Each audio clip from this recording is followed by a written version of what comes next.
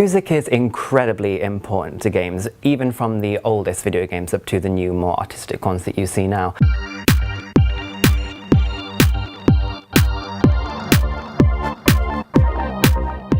I read an interview the other day with a composer called Amir Noon, who described video game music as program music. So this is specifically music that's designed to evoke emotions and tell a story. And that in that way, game music was very similar to classical music, in that it was trying to cause emotions in the person who was listening to it.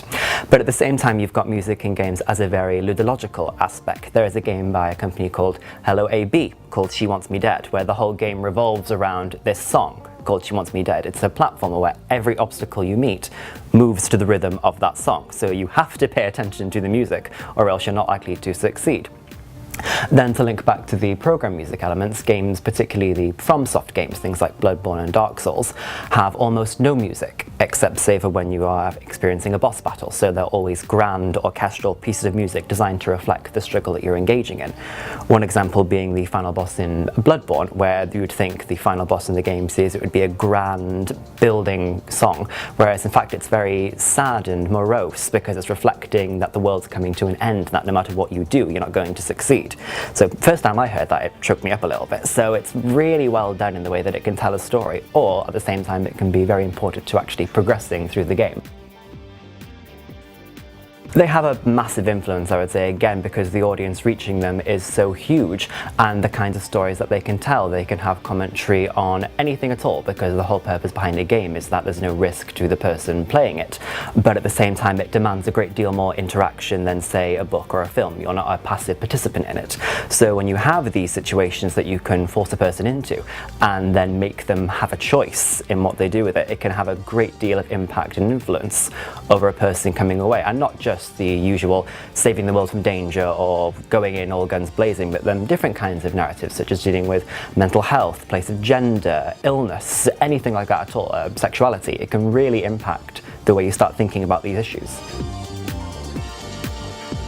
Well, originally I came to Bangor University to study creative and professional writing, and then as I progressed and I saw the breadth of areas you could study in the school, studying narrative itself became far more interesting, particularly interactive narratives such as hypertexts. And then more specifically, I started realizing a lot of these had to do with video games, and the school were very supportive in encouraging me studying within that area. So as time progressed, I ended up moving fully into looking at how video games tell different kinds of stories and ways in which they do that other media can't.